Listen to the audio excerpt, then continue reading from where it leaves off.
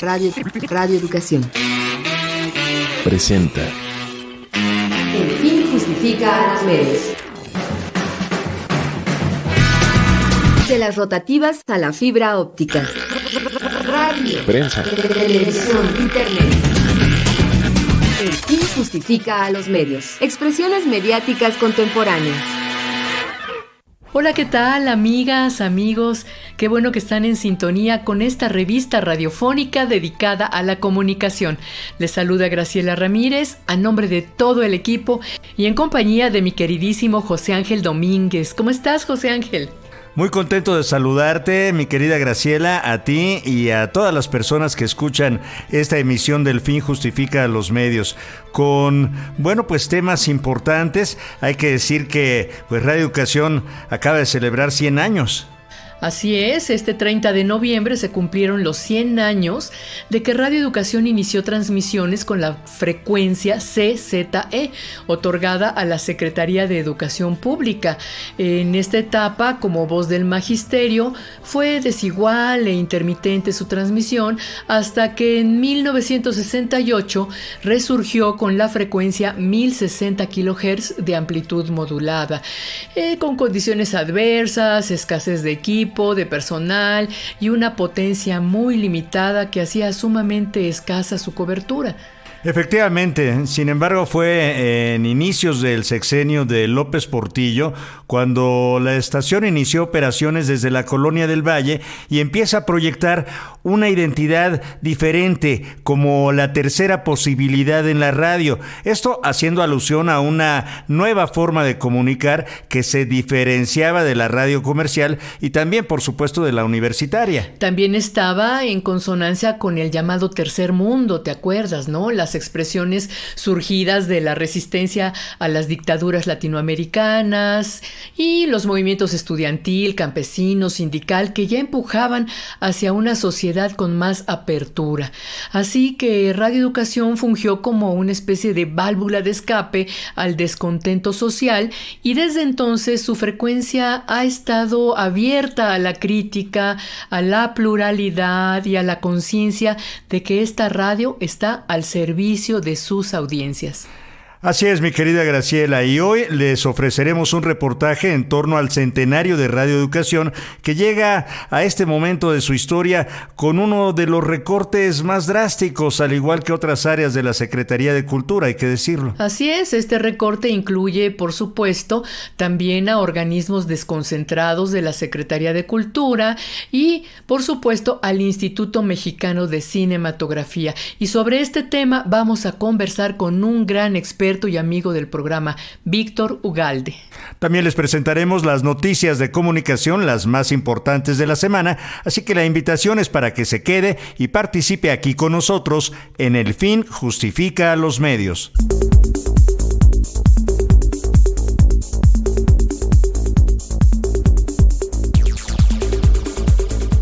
Saludamos con mucho cariño a todas las personas que nos escuchan al aire por alguna de nuestras frecuencias, a través de nuestras emisoras hermanas, ciertamente, y vía internet en cualquier lugar del planeta y a cualquier hora. Les recordamos que pueden escuchar el podcast en las redes sociales del programa y desde luego en la página de Radio Educación, www.e-medioradio.edu.mx/El Fin Justifica a los Medios. Y aprovecho este momento para invitarlos a seguir dejándonos sus puntos de vista, sus comentarios, sus opiniones, sus críticas en la red social X, en @radioelfin. En Facebook estamos como El Fin Justifica a los Medios y tenemos un número de WhatsApp para que deje un mensaje: 55 12 33 29 15.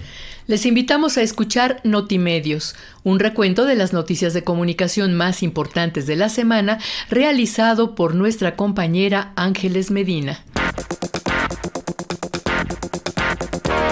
Notimedios. La secretaria de Cultura, Claudia Curiel de Icaza, nombró a Fernanda Tapia como nueva directora de Radio Educación.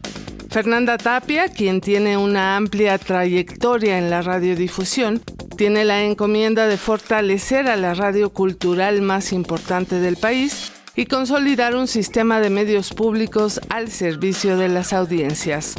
Su nombramiento se da días después de que Radio Educación celebrara su centenario en una ceremonia cargada de emotividad y recuerdos en la que la comunidad de trabajadoras y trabajadores reivindicaron su compromiso con esta emisora pública. En ese evento, Jesús Alejo, todavía director de Radio Educación, dijo que la emisora tiene retos por cumplir, pero aseguró que se trabaja en la consecución de los recursos, sean materiales o económicos, que permitan la modernización de esta radio centenaria.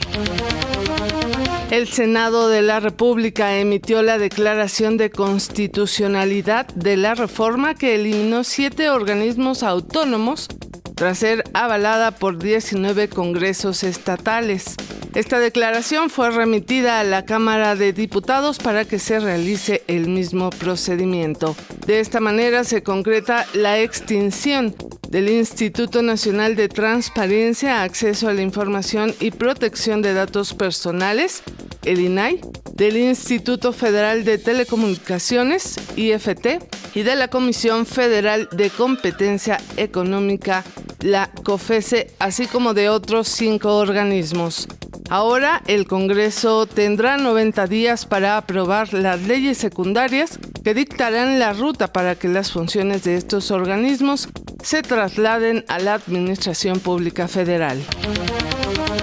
La Organización Comunicación e Información de la Mujer, CIMAC, presentó el violentómetro de las agresiones contra mujeres periodistas, una herramienta diseñada para identificar, analizar y prevenir las violencias específicas que enfrentan las comunicadoras en el ejercicio de su profesión en México. Según los datos presentados por CIMAC, en el sexenio del presidente Andrés Manuel López Obrador se documentaron 1,145 agresiones. Además, señalaron que debido a que México sigue siendo uno de los países más peligrosos para el ejercicio periodístico, las comunicadoras enfrentan un nivel de estrés postraumático debido a la constante exposición a violencia e impunidad en sus contextos de trabajo. Televisa Univisión inició la reestructura de su equipo directivo y con ello el despido de cientos de trabajadores y trabajadoras sin previo aviso. Daniel Alegre, CEO de la compañía, en una carta explicó que estos cambios significativos y necesarios están encaminados a fortalecer la posición de Televisa Univisión a partir de 2025. Hay que decir que los cambios incluyeron ajustes de liderazgo y la reorganización de funciones. Desafortunadamente, en estos despidos la mayoría fueron mujeres. La Unidad de Competencia Económica del Instituto Federal de Telecomunicaciones advirtió que la concentración de activos y de un fideicomiso de deuda que involucra a la Comisión Federal de Electricidad y Altán Redes representa riesgos para el mercado de telefonía móvil en el país. Esto debido a que la Comisión Federal de Electricidad tendría una mayor influencia en el mercado tras contar con una subsidiaria que opera en el segmento minorista y que además es estatal, como ocurre con CFE Telecomunicaciones e Internet para Todos, en tanto que el segmento mayorista de la CFE se convertiría en el mayor accionista de Altán Redes. Y en noticias internacionales, en Venezuela, el Colegio Nacional de Periodistas denunció que en los últimos 10 meses, 225 comunicadores han sido agredidos y 19 han enfrentado detenciones arbitrarias, además de que 17 emisoras de radio fueron cerradas y 5 programas suspendidos. A esto suman el bloqueo de 14 medios digitales, el cierre de un programa de televisión y un medio impreso, y la salida de circulación de un canal televisivo, además de despidos y encarcelaciones injustificadas. De acuerdo con el colegio, los ataques contra periodistas y medios de comunicación se han incrementado desde las pasadas elecciones presidenciales, por lo que ahora la represión y la censura son cotidianas además de que el periodismo se convirtió en una profesión de alto riesgo en Venezuela. Hasta aquí las noticias de comunicación más importantes en esta semana. Le invitamos a que consulte la sección en nuestras redes sociales.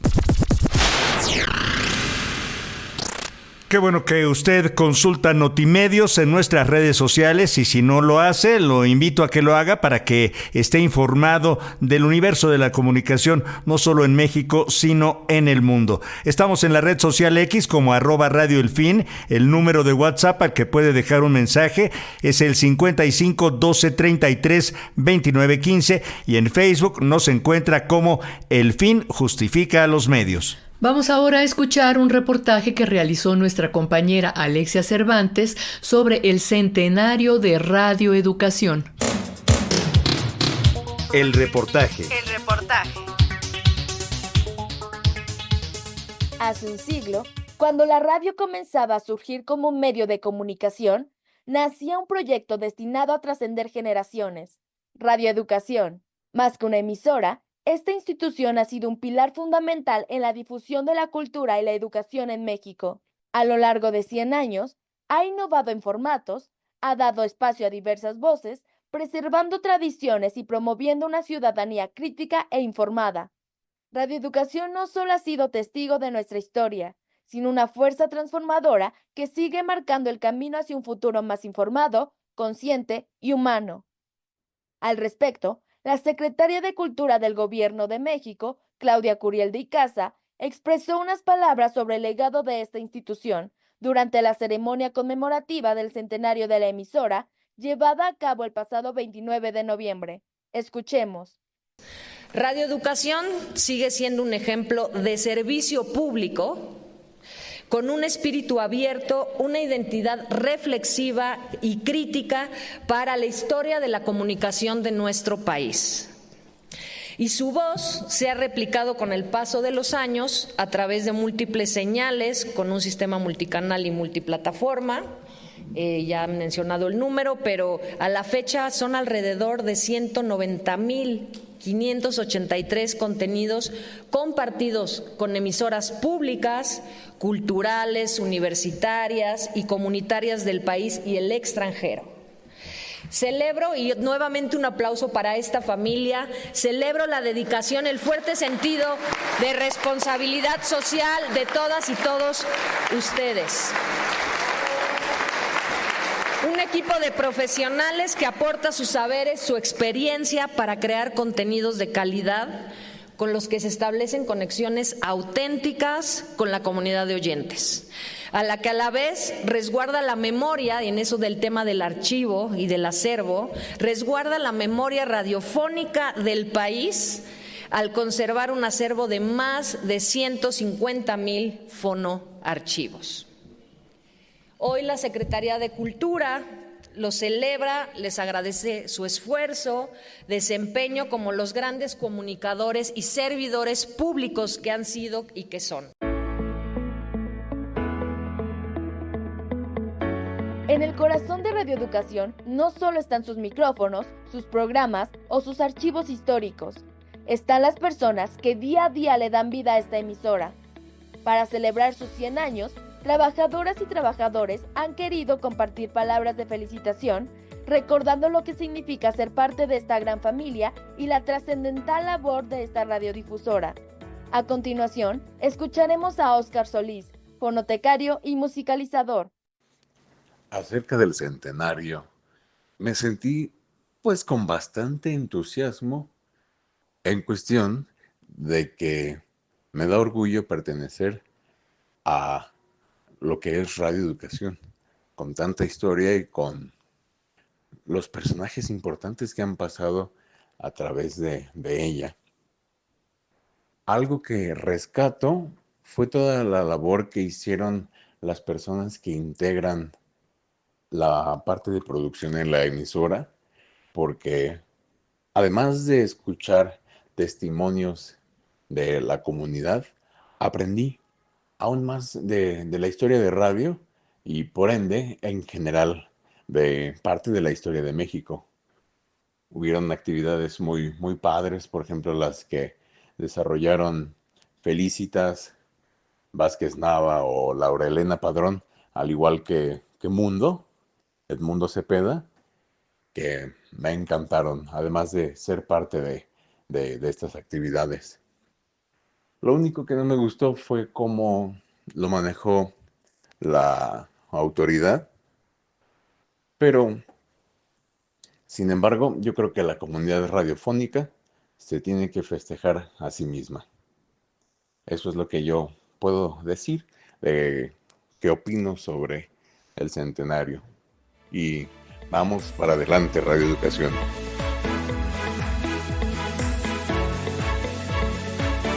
Ahora, escucharemos el testimonio del reportero Carlos Calzada, quien destaca el papel esencial de los medios de comunicación públicos en la construcción de una sociedad más informada y crítica.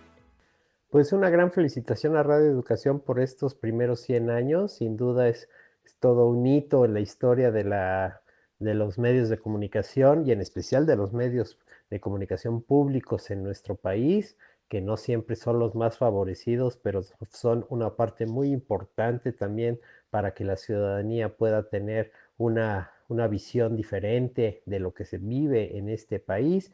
Yo llegué hace pues más de 27 años a Radio Educación, llegué por el servicio social a Noticias y bueno, ahí me quedé y me ha tocado cubrir diversas fuentes. La más longeva sin duda es la Presidencia de la República, más casi 20 años cubriendo esta fuente, pero sin duda ha sido una experiencia muy enriquecedora y sí, un gran abrazo, un gran saludo a los radioescuchas y claro, a Radio Educación. Radio Educación ha logrado mantenerse fiel a su misión de ofrecer programación de calidad que no solo informa, sino que también educa y conecta a su audiencia con la riqueza cultural y social de México. La productora Laura Elena Padrón nos comparte unas palabras al respecto. Hola, soy Laura Elena Padrón, productora de Radio Educación, y me siento realmente muy orgullosa de pertenecer a una institución como Radio Educación que desde sus inicios el objetivo principal era servir a la sociedad, y este objetivo pues a lo largo de los años ha ido solidificándose, tomando mucho más cuerpo.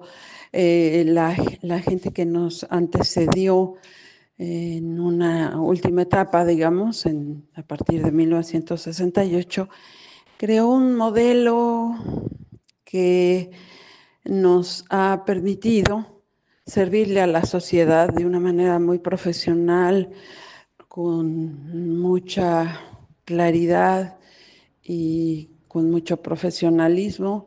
A ellos quiero agradecerles porque yo no llegué en ese momento, pero sí los conocí y trabajé con ellos. Algunos ya no están, pero la mayoría seguimos ahí.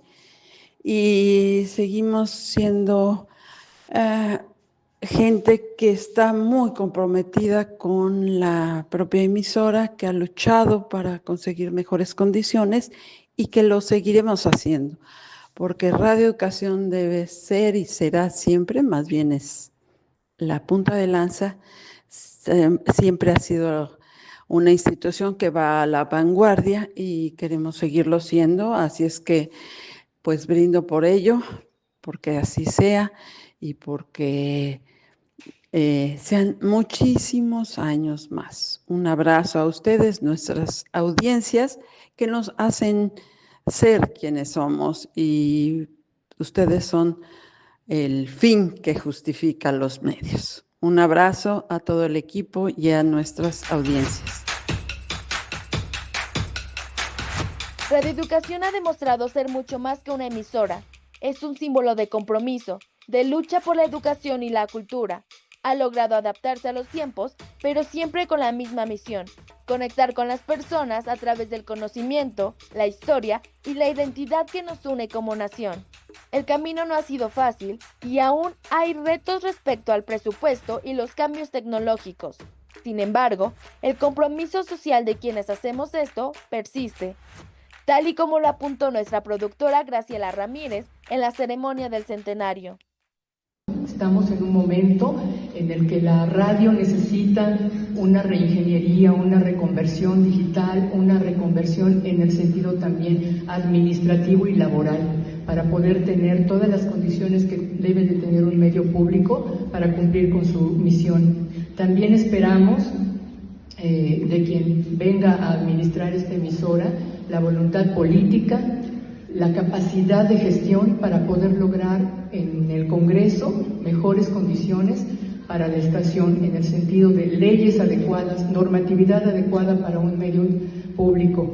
Actualmente, aparte de tener plazas que no corresponden a las labores que desempeñamos, tenemos una gran cantidad de compañeros que son tratados como eventuales cuando tienen ya muchísimos años trabajando en la emisora, haciendo labores sustantivas y que por esa situación tienen retrasos en sus pagos, no tienen seguridad laboral y una incertidumbre todo el tiempo de si van a continuar o no van a continuar.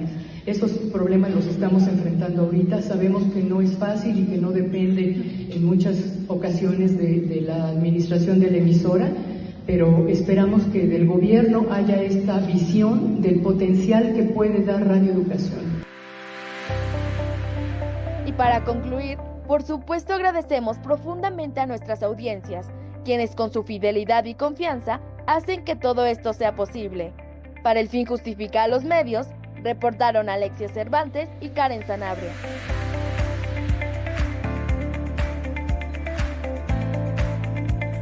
Continuamos con nuestro programa. Quédese con nosotros. La entrevista.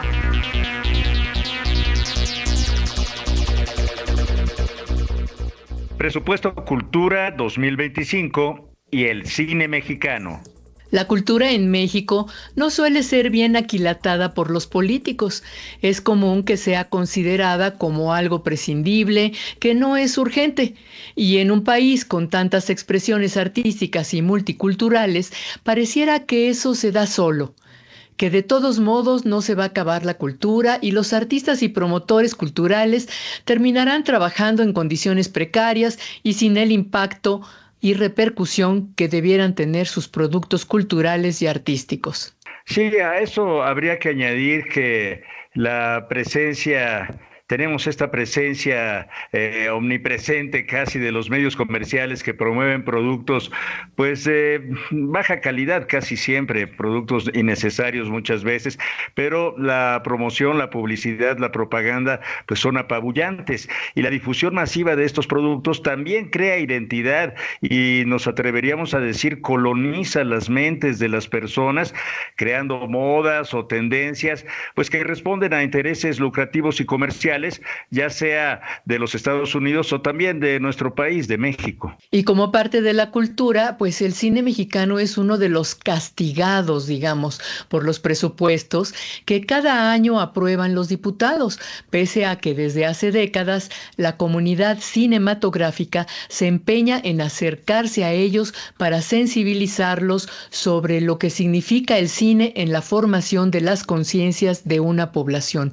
Y para hablar de todo esto, nos da mucho gusto saludar a un querido amigo del programa y un gran experto en estos temas, que es Víctor Ugalde, guionista, director, investigador de cine. Actualmente es presidente del Observatorio Público Cinematográfico Rafael E. Portas y también miembro del grupo de reflexión sobre economía y cultura llamado el GRECU. Víctor, qué gusto que estés en el programa. Te damos un gran abrazo. Gracias por la invitación. Como siempre en esta época, las comunidades del arte y la cultura siempre estamos preocupados por el que aprobará la legislatura correspondiente. Y este año no es la excepción. Efectivamente, mi estimado Víctor, pues eres uno de los conocedores y un activo representante de la comunidad cinematográfica mexicana y has vivido esta lucha durante muchos años, la lucha por los presupuestos que apoyen las actividades culturales, específicamente el cine mexicano, y entendemos que hay una reducción presupuestal significativa en la Secretaría de Cultura en general y en particular para el cine mexicano. ¿Qué nos dices en este sentido?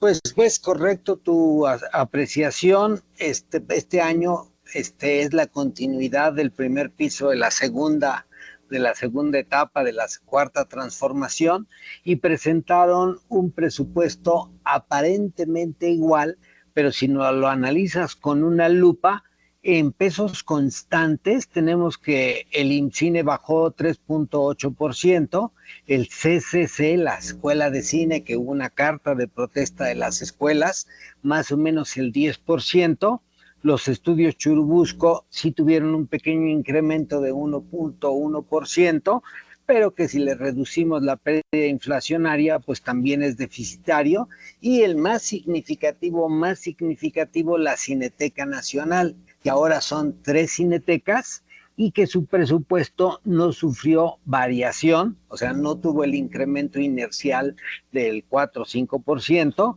y con el mismo presupuesto va a tener que dar servicio a la Cineteca de las Artes, a la Cineteca Nacional y al Chapultepec, ¿no? Entonces, tenemos una caída más o menos del 18% en todo el sector fílmico. Pues es bastante, ¿no? Esto es un decremento importante, considerando también pues este crecimiento que ha habido en cuanto al complejo de Chapultepec, en donde, como dices, pues por un lado sí se está ampliando la posibilidad de ver cine, pero por otro lado pues estos presupuestos no van a alcanzar. ¿Cómo ves tú en general esta disposición de parte de la Secretaria de Cultura, que en los últimos días ha estado haciendo algunas declaraciones como aclarando que se van a distribuir los presupuestos de una mejor manera?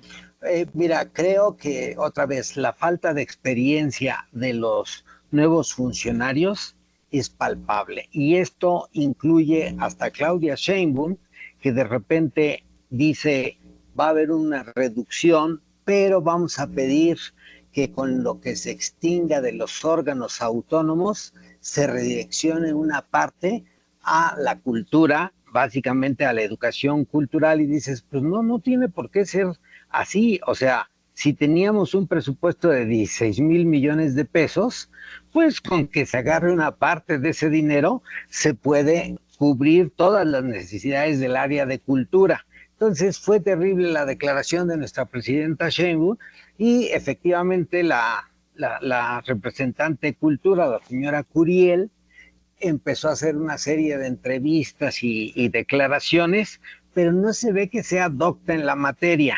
La declaración más contundente y a la vez la más ridícula fue que dijo, ya se aprobó la ley de cine y en el 2025 entra en vigor. Y dice, espérate, ni se ha presentado al Congreso, sí es obligación del legislativo, pero todavía se va a tener que discutir y puede sufrir muchísimas modificaciones el proyecto original.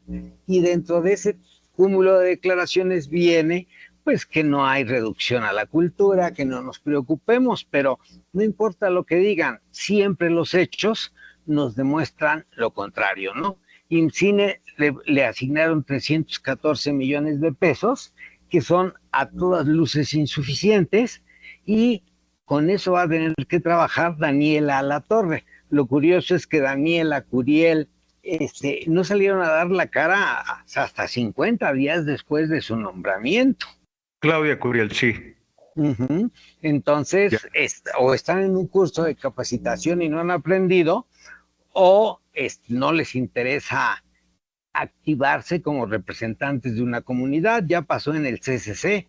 En el CCC quisieron imponer una candidata y la comunidad de estudiantes les dijeron, hay un procedimiento, se tiene que respetar el procedimiento, y se convocó a la designación, pero respetando justamente el procedimiento. Entonces yo creo que vamos a tener algunas desencuentros. Híjole, y cabildear de alguna manera también, tener que convencer, que exponer las razones, mi estimado Víctor Ugalde, porque hay diferencias grandes, digamos, que en el cine mexicano independiente y del cine que se hace de otra manera, el cine de la industria, dirías tú. Pues mira, el cine nos va a enterrar a todos, esa es la primera ventaja, ¿no? El problema es que nos va a enterrar en qué condiciones. Hay enfrentamientos por qué tipo de cine tienen que impulsar el INCINE, ¿sí? Entonces, a través del FOCINE, que además tiene que cambiarse por la ley, por disposición de la Suprema Corte de Justicia, tiene que cambiar la ley y poner en los artículos 33 al 38 la obligación del Estado Nacional de impulsar al cine mexicano, lo cual quiere decir que tiene que tener presupuesto suficiente para cumplir lo que dice la Suprema Corte de Justicia. Eso va a ser un tema, porque no es como lo dijo la licenciada Curiel, que dijo ya está aprobado, ¿no? O sea, se va a ver una propuesta de redacción de esos 4 artículos y esos 4 artículos tienen que venir acompañada de presupuesto, porque cualquier ley que no venga acompañada de presupuesto es demagogia. Entonces, desgraciadamente para los representantes del arte y la cultura de nuestro país, se la saben de todas. Por eso hubo una conferencia el lunes, si mal no recuerdo, o el martes, que fueron 22 colectivos, entre los que estuvieron 2 de cine, decían no más recortes a los recortes, ¿sí? Y justamente por eso la licenciada Curiel salió a dar la cara para tratar de amainar la serie de protestas que con justa razón estaban preocupadas todas las comunidades, incluida la de radioeducación, ¿no? Porque ustedes tenían un recorte, si mal no recuerdo, de 7 millones de pesos, que era, no sé si el 7,5% del presupuesto anterior, que ustedes habían tenido un presupuesto bajo y que al final del sexenio y del año les dieron 12 millones más, ¿no? Entonces, está todo esto medio revuelto y, por ejemplo, ustedes, el problema de radioeducación es que incrementaron sus actividades, pero están sobreexplotando a los trabajadores. Esta sobreexplotación a los trabajadores se dio en todas las áreas. Desde más o menos julio, muchas dependencias dedicadas al arte y la cultura dejaron de pagarle a sus trabajadores, diciéndoles que tenían que hacer méritos para que los contrataran en el 2025 y trabajaran gratis 3-4 meses dependiendo la dependencia, ¿no? Entonces eso es una sobreexplotación inadmisible porque son dependencias con recursos públicos, ¿no? Y cobran los funcionarios, pero no cobran los creadores. Y eso no se puede permitir. Es como en el EFICINE, los jurados seleccionadores, que es un trabajo bastante profesional y es un trabajo bastante arduo, no los pagan desde hace 6 años. Entonces, pero eso sí, todos los funcionarios cobran cabalmente a fin de mes, ¿no? Así es, y bueno, unos sueldos bastante más altos que lo que perciben los trabajadores de base, ¿no? Acá en Radio Educación, pues el eslabón más delgado, digamos, que son lo que se llama ahora los prestadores de servicios profesionales, a los cuales, pues además de que les pagan muy poco, los tabuladores con los que se paga tiene más de 10 años que no se aumentan, son realmente raquíticos, hay retrasos muy importantes, ¿no? Y todavía pues notificaciones como la que hicieron el mes pasado de que no se les iba a pagar de septiembre a diciembre, así de pronto, ¿no? No, pues no hay dinero para pagar de septiembre a diciembre.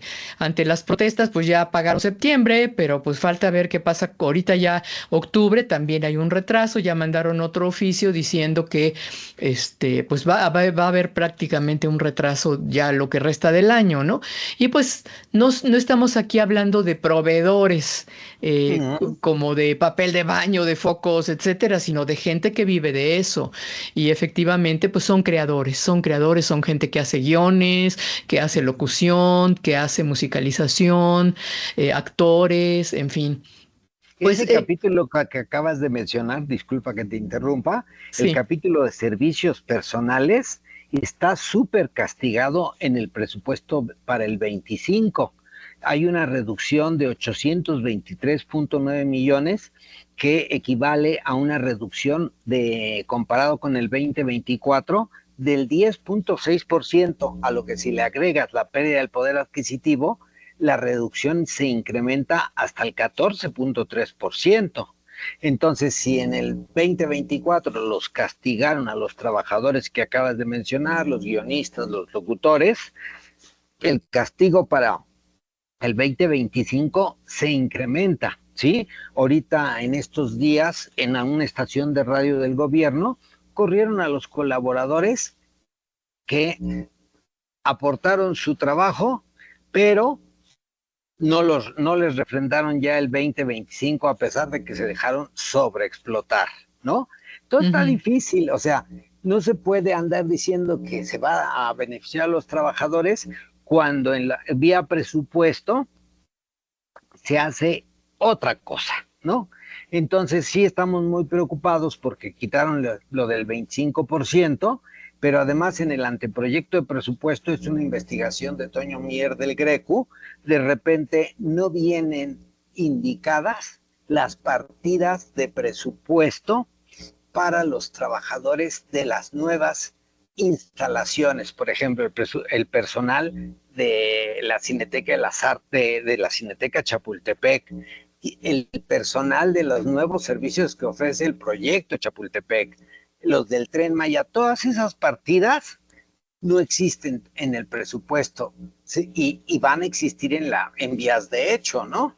Entonces dices, creo que se hizo un mal trabajo de presentación del presupuesto y desgraciadamente, como tiene mayoría la 4T, se puede aprobar automáticamente sin ningún cambio. O sea, siempre que hay un poder legislativo de un partido y el poder ejecutivo del mismo partido, por lo regular no hacen correcciones. Eso es muy preocupante. Yo siempre digo, al cine siempre le ha beneficiado la democracia, que nos escuchen los diferentes representantes populares y muchas veces nos terminaron por incrementarlos, pero en cuanto el poder ejecutivo y el legislativo son del mismo partido, todo pasa en automático. Nos pasó con el PRI del 2003 al 2018, nos pasó con AMLO del 2019 al 2024, y de repente dices, el futuro se ve negro para el 2025. Hay una incomprensión muy palpable de parte de la clase política, tanto de los funcionarios del gobierno como de los legisladores, de la importancia que tiene la cultura en la formación de los consensos políticos, el reforzamiento de la identidad cultural. Creo que hay ejemplos en otros países donde este olvido, como en el caso de Argentina, ha derivado en retrocesos políticos muy importantes y muy preocupantes. En este caso, ¿cómo buscar que esta comunidad cultural y artística sea escuchada por parte del gobierno, Víctor? ¿Se están buscando algunas formas de dialogar con ellos, de cambiar las cosas? Cuéntanos. Lo que hicimos fue una petición de que se volviera una realidad la promesa de Parlamento abierto, ¿sí? Pero no como lo hicieron el día miércoles, donde hicieron una sesión donde en el mismo día se desarrolló servicios quién sabe qué, cultura, y se tocaron 3 temas. Ese día era nada más para taparle el ojo al macho. Se le pidió a la presidenta de la Comisión de Cultura y Cinematografía que convocara a los diversos gremios y que nos escuchara.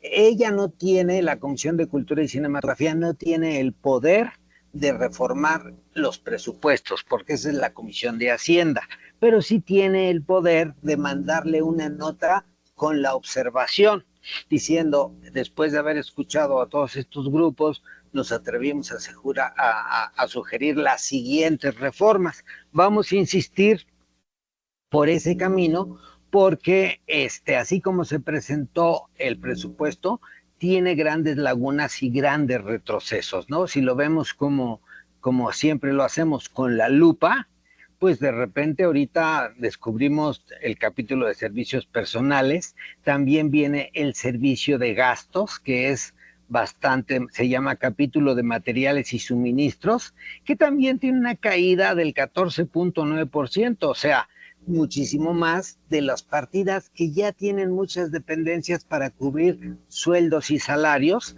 para los sindicalizados, para los de la base, pero no para sus actividades creativas, ¿no? Entonces, ¿para qué queremos dependencias que no cumplan con las obligaciones legales, ¿no? Entra en comunicación mandando un correo a elfinjustifica@yahoo.com.mx. Y por supuesto a través de Facebook nos encuentras como El Fin Justifica a los Medios y en Twitter como @radioelfin. Haz tuyo este espacio dedicado a la comunicación. Y sin embargo, mi estimado Víctor Ugalde, a pesar de los presupuestos insuficientes, no solo en el cine, sino en muchas áreas de la cultura mexicana, una cultura que además genera ingresos y es parte importante del PIB, el cine mexicano sigue trabajando, sigue creando, sigue ganando premios. Todo eso sigue, pero ¿sabes qué no sigue? La comunicación del cine mexicano con los públicos nacionales.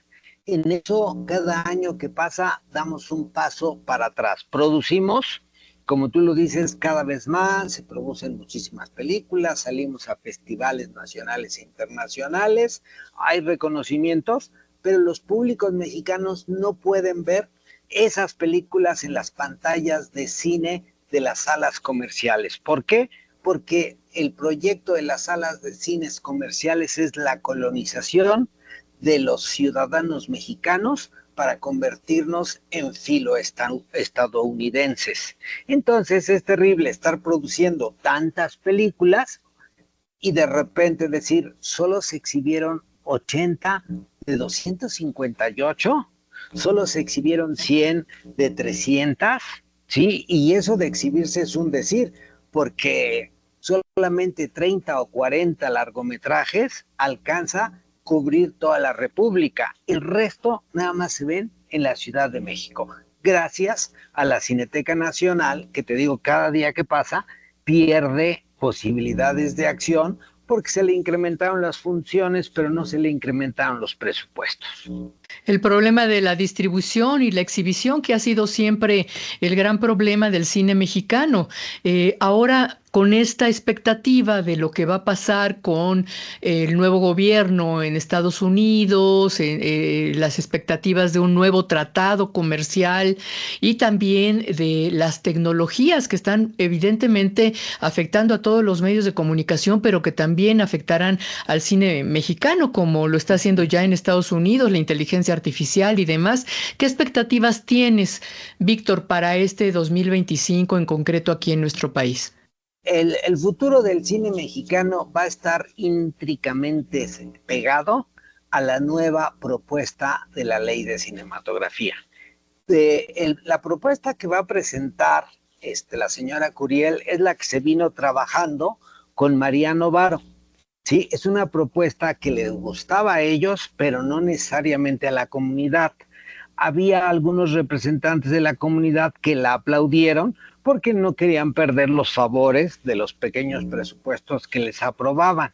Pero la realidad tiene un montón de problemas esa ley que van a presentar, porque por ejemplo está el artículo 8, que habla de la presentación de las obras originales en el idioma original y que tienen un montón de amparos, y eso lo va a tener que resolver la Comisión de Cultura y Cinematografía. Aparte viene la obligatoriedad de garantizar los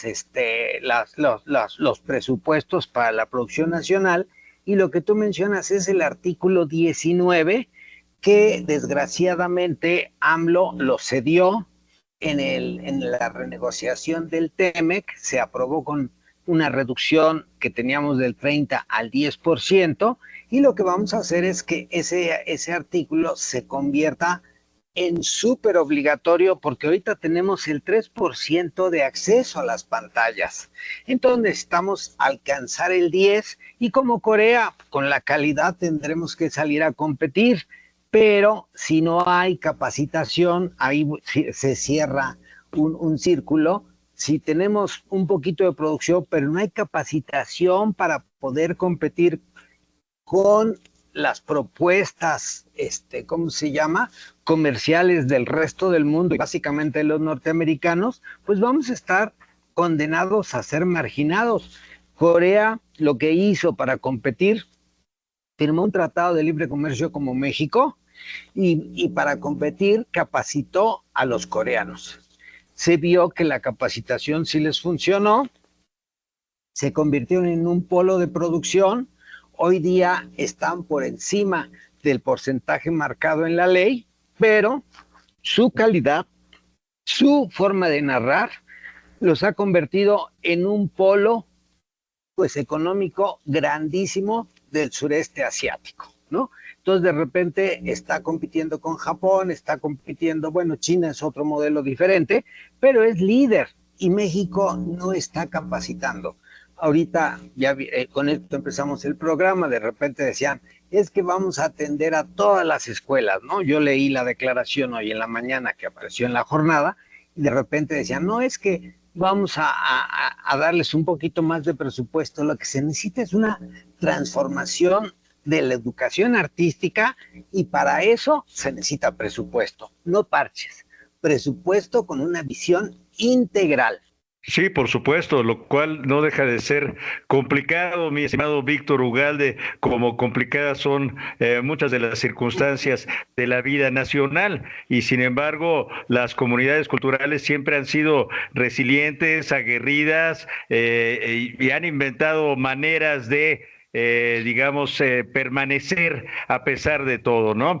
Te agradecemos muchísimo por esta invitación a la reflexión, a pensar el cine desde otras ópticas que no sean las comerciales, y esperamos que esta charla continúe muy pronto porque estaremos muy atentos a lo que suceda en estos puntos. Te agradecemos mucho. Gracias, muy amable. Quiero cerrar nada más leyéndoles lo que se asigna al cine, todo el sector. En el 2024 se asignaron 416.7 millones para las 4 instituciones de cine. Para el 25 están proyectados la asignación de 419. O sea, hay un incremento de 2 millones, ¿sí? Eso no cubre ni la pérdida del poder inflacionario. Eso es por lo que tenemos que luchar. Pues creo que esta comunidad cinematográfica es muy luchona y que está además muy bien preparada con gente como tú, que conoce ya de muchos años todos estos recovecos de las leyes y de los caminos legislativos, de todas estas expectativas que pueda haber en la mejora de estas condiciones para poder hacer cine mexicano. Y esperemos que también las audiencias, ¿verdad?, nuestros radioescuchas, los cinéfilos, toda la gente se interese en estos temas porque pues es algo vital para mantener nuestra cultura, para mantener la democracia y para tener una cultura, una forma de poner ciertas barreras a todo este comercialismo y a toda esta cultura norteamericana, estadounidense que nos llega de arriba. Muchísimas gracias, Víctor. Vamos a seguir pendientes de este tema. Hasta luego, gracias. Un placer escucharlos. Gracias.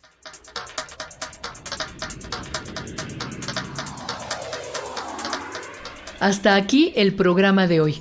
Muchas gracias por su compañía. Los esperamos la próxima semana y recuerden compartir nuestro programa en nuestras redes sociales o bajar nuestro podcast de la página de Radio Educación www.e-medioradio.edu.mx/El fin justifica a los medios. Hasta la próxima.